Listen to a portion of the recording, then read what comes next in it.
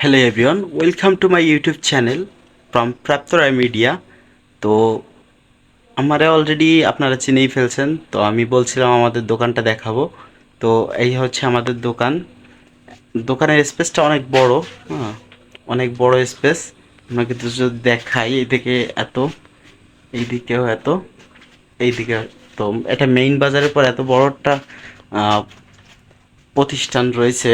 আমার বাবা আমার জন্য অনেক কিছু রেখে গেছে, যেটা না বললেই নয়। আমি চেষ্টা করলে এই প্রতিষ্ঠান থেকে অনেক উপরের লেভেলে উঠতে পারি। আমি সেই চেষ্টাটাই করতেছি। আর সেই চেষ্টা করার পাশাপাশি হচ্ছে কথা হচ্ছে একত্রিত। এখানে থেকে যদি একত্রিত করতে চাই অনেকটা কষ্ট হয়। তো সেজন্য আমি হচ্ছে বাড়িতে গরু কিনছি 3টা। তো এই 3টা গরুকে এখান থেকে খাবার খাওয়াচ্ছি, এখান থেকে যা উপার্জন করতেছি রেগুলার, আমার ফ্যামিলি চলতেছে এবং আমার গরু চলতেছে। তারপরে হচ্ছে হালকা পাতলা কিছু তো, মানে ব্যবসা যেহেতু করি, হালকা পাতলা কিছু তো একত্রিত করতেই হয়, না করলেই নয়। তো সেটা করতেছি। তারপরে পাশাপাশি মা যেহেতু আছে, দিদি আছে, তো আমার এক্সট্রা সময়, সৃষ্টিকর্তার দেওয়া সবচেয়ে গুরুত্বপূর্ণ জিনিসটা হচ্ছে সময়। সেই সময়টাকে আমি অবহেলা করি না, সবসময় কাজে লাগানোর চেষ্টা করি। তাই আমি হচ্ছে কি, মা যখন এখানে বসে যদি আমি সুযোগ পাই সাইডে কোনো কাজ করার মতন, যেমন আমাদের ওখানে যদি দেখাই, ওই যে ওই যে কি রয়েছে আমাদের, ওই যে বাবুশ্রীর কাজ আর কি, মনে করো যে রান্না বান্না। হুম, অনেক জায়গায় আছে বিয়ে রান্না করতে যাই। তো ওখানে গেলে আমি প্রতিটা রান্না থেকে প্রায় 600 টাকার মতন আমাকে বেতন দেয়। তো আমি সেটা উপার্জন করি, সেটা উপার্জন করে আমার অ্যাকাউন্টেই রাখতেছি। তো মাঝে মধ্যে আবার মাকে দিয়ে দিচ্ছি টাকা। তো এইভাবেই চলতেছে। আর সবচেয়ে বড় কথা হচ্ছে, এই দোকান তো আর এরকমভাবে রাখলে চলবে না। তো এটাকে আরও বড় করতে হবে। নাহলে তো আমি আদৌ জানি না, আমার পড়া 3 বছর আছে, যদি 3 বছর পরে আহ, ঠাকুর যদি আমার কপালে রাখে আর কি, নসিবে রাখে যদি চাকরি, তো তো চাকরি হলো। আর যদি না হয় তাহলে তো এই প্রতিষ্ঠানের উপর আমার জীবিকা নির্ভর করতে হবে। তো সেই, আরে বেটা একটু সাউন্ড কম কর। তো সেই চেষ্টাটাই করতেছি। তো এখানে হচ্ছে পরিবেশটা হচ্ছে কীরকম, আপনাদের যদি এই সাইডে আসে আমি দেখাই। তো এই হচ্ছে আপাতত পরিবেশ। তেমন একটা ভালো না। আর আমি চাইলেই 1 বছরে অনেক, মানে করতে পারতাম, যে মালামাল উঠাইয়া একটা অন্যরকম করে লাই দিতাম। কিন্তু আমি যেহেতু নতুন, তো আমার ব্যবসা আগে বোঝা লাগবে। আমি তো খামা খামা কিছু করতে চাইলেই হবে না। কামা কিছু করতে চাইলেই আমি পারবো না। তো আমি বাইরের লোকটা আপনাদেরকে দেখাবো। একটা মেইন প্রতিষ্ঠানে এই দোকানটা আছে। তো আমি যদি চাইলেই উঠাইতে পারতাম মালামাল অনেক টাকার। কিন্তু হচ্ছে কি, আগে ব্যবসাটা আমার বুঝতে হবে, বুঝে শুনে তারপরে পা বাড়াতে হবে। পা বাড়ানো হয়ে গেলে আমাদের কবিগুরু বলে গেছিল হয়তো, যে ভাবিয়া করিও কাজ, করিয়া ভাবিও না। সেজন্য আমি আগে শিখেছি। এখন এই মোটামুটি যতটুকু শিখেছি, আশা করি আমি টিকে থাকতে পারবো। কারণ মানে টিকে থাকার মতন এখন বুঝতে পেরেছি, মানে বুঝতে শিখেছি। কারণ মানুষ তো আর সারা জীবন অবুঝ থাকবে না। তো বুঝতে শিখছি। এখন টুকটাক করে আস্তে আস্তে একবারে খামা বলবো, মা ব্যাংক থেকে আমার এই 1 লাখ টাকা দাও, আমি ব্যবসা করব, এরকম হলে হবে না। আমি এখান থেকেই উপার্জন করব এবং এখান থেকেই আস্তে আস্তে ধীরে ধীরে, মাথা খারাপ হলে চলবে না। আস্তে আস্তে ধীরে ধীরে, একটু একটু করে, একবারে ফাল দিলে হবে না। একটু একটু করে উপর দিকে উঠতে হবে। এটাই হচ্ছে আমার টার্গেট। আর আমি তো আমার মূল, যেভাবে আমি উপার্জন করে একত্রিত করব, সেটা তো আপনাদের আগেই আমি বলছি। তো দেখা যাক আমি আরও কতটুকু করতে পারি। আর হচ্ছে কি, মানুষ, আমি যে কন্টেন্ট তৈরি করি, এতে আমাকে দেখে অনেকে উদ্বুদ্ধ হচ্ছে যে কিছু করার। হ্যাঁ, আর আমি এইভাবে রাস্তার মধ্যে কিংবা রাস্তা সাইডে হেঁটে যাচ্ছি, তো তখন অনেকে আমাকে দেখে এবং বলে কি, যে এই ছেলে পাগল হয়ে গেছে, রাস্তার মধ্যে ফোনেরটা উঁচু করে কথা বলে, এই না সেই। একটু ডোন্ট মাইন্ড। তো আমি এ নিয়ে কখনোই কিছু ভাবি না, যে ওর কাজও করতেছে, ওর সময় লস করতেছে। আমার কথা হচ্ছে কি, সৃষ্টিকর্তার মানে দেওয়া সবচেয়ে বড় উপহার হচ্ছে সময়। সেই সময়টার আমার কাজে লাগাইতে হবে। আমি অন্যের ভাবনা ভাবে মনে করো সময় নষ্ট করতে চাইছি না। আমি নিজের ভাবনা ভাবি সবসময়ের জন্য। আর আমি যদি পারি, অন্য কারোর হচ্ছে কি টাকা দিয়ে না পারি, মাথার বুদ্ধি দিয়ে হোক, যেভাবে হোক, মানে উপকার করার চেষ্টা করি, কখনো কারোর ক্ষতি করার চেষ্টা করি না। তাই আমার এইটুক পরিবেশ। তো দেখা যাক কিভাবে কি করা যায়। আজ আহ, যদি বলি যে বাবা আমার কিছু দিয়ে যায় নাই, এটা হচ্ছে ভুল। আমার যতটুক দেওয়ার সেটা ততটুক দিছে। আর হচ্ছে কি এখানে সব কিছুই আছে। এই যে আমার বাবা কিন্তু একটা কফি মেশিন, একটা ফ্রিজ, একটা টিভি, সবচেয়ে বড় জিনিসটা হচ্ছে এই প্রতিষ্ঠানটা।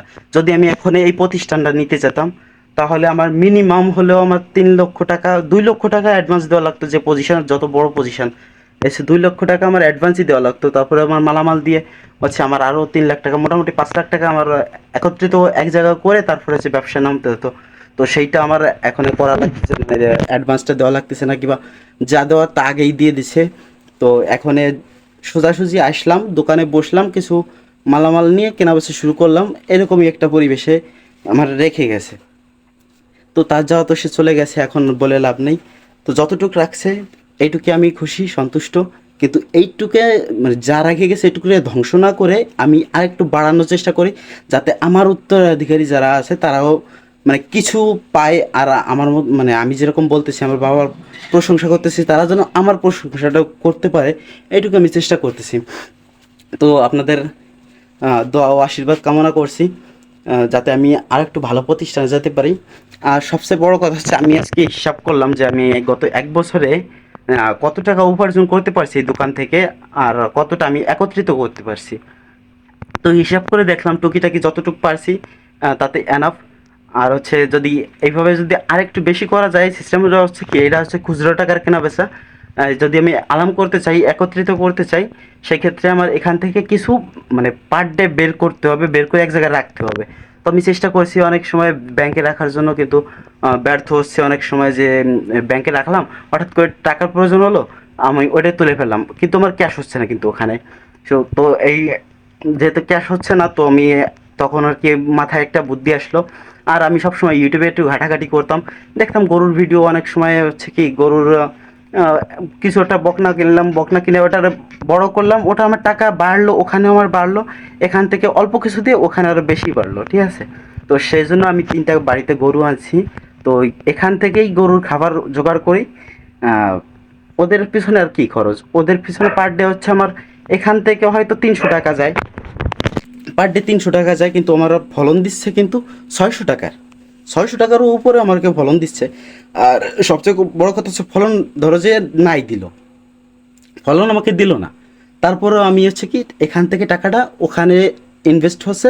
তো ওখান থেকে আমার এককালীন টাকাটা আসতেছে, ওটা আমি ব্যাংকে কিংবা অন্য জায়গায় কাজে লাগাইতে পারতেছি। আর এইভাবে খুচরো টাকা, এই 500 টাকা, এরকমভাবে যদি আমি 1.5 লক্ষ টাকা কিংবা 1 লাখ টাকা একত্রিত করতে যাই, তখন হচ্ছে কি অনেক টাকা কষ্ট হয়ে যাবে। আর এটা সম্ভবও অনেক সময় মানে হয় না। তো সেজন্য আমি ওই গরুটা উঠাইছি। আর হচ্ছে কি, আর গরুর খাবার খরচ কমানোর জন্য আপনারা দেখছেন হয়তো, আমি কলা গাছ, তারপরে হচ্ছে ঘাস, একটু পরিশ্রম করি। যদিও বলছি যে আমার দিদি লালন পালন করে, কিংবা আমার মা দোকানে বসে, কিন্তু আমিও কম কষ্ট করি না। আমি হচ্ছে কি, ফ্যামিলিতে মানুষ থাকলে তাকে একটু সাপোর্ট না নিলে, তো একা একা সব কিছু করা সম্ভব হয় না। তো তার জন্যই আমি মার সাপোর্ট নিচ্ছি, আমার দিদির সাপোর্ট নিচ্ছি। যতদিন আমার দিদি বিয়ে না হচ্ছে ততদিন তো সাপোর্ট নিতেই পারি, স্বাভাবিক, অস্বাভাবিক কিছু না। আর আমার দিদি যে আমাকে দেখে মনে হচ্ছে অনেক বয়স, আসলে তেমন বয়স না, যেহেতু বুঝতেই পারছে না, কিন্তু দিদিরই বিয়ে দিয়ে নিই। হচ্ছে কি আমার শরীর স্বাস্থ্যটা একটু ভালো, এই জন্য হয়তো কি একটু বয়স মনে হচ্ছে, কিন্তু আসলে তেমন একটা বয়সও না।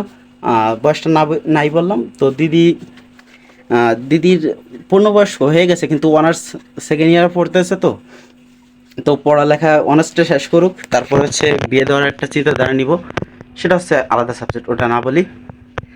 তো এখন আর কি বলবো, তো বাইরে থেকে আপনাদের পজিশনটা একটু দেখাবানি।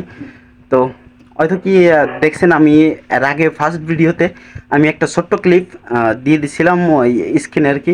তো ওখানে আমার মা ছিল, আসলে মাকে আলাদাভাবে দেখানো হয় নাই। তো দেখা হয়নি টুকটাক, কেবল নতুন শুরু করছি তো ব্লগ। তো দেখেন আমি কিভাবে করি, আমাকে দেখে যদি আপনারা একজন একজন বেশি বেশি মানুষের দরকার নেই, একজন মানুষও যদি উপকৃত হন, তাতেও আমার আমি নিজেকে মনে করো ধন্য মনে করবো, যে আমার দেখা দেখি অন্ততপক্ষে একজন তো কিছু করতে পারছে। এইটুকু আমার কিছু অনেক কিছু মানে পাওয়া হবে, অনেক বড় পাওয়া হবে তাও। আর বেশি কথা বাড়াবো না, আর এমনি লং হয়ে যাচ্ছে ভিডিও, অলরেডি 10 মিনিটের উপরে চলে গেছে। তো এ নিয়ে বিস্তারিত আলোচনা পরবর্তীতে মানে করব। আর আমি এখান থেকে কীরকম কী উপার্জন করতেছি এটাও আপনাদের বলবো আস্তে আস্তে। আমি একবারে সব বলে দেবো না, আস্তে আস্তে ধীরে ধীরে একটু একটু করে আগাবো। তো আজ এই পর্যন্তই থাকলো। তো সবাই আমার জন্য জাতি ধর্ম বর্ণ নির্বিশেষে দোয়া ও আশীর্বাদ করবেন, যাতে আমি আমার উদ্দেশ্যে সফল হতে পারি। ওকে, তো টাটা।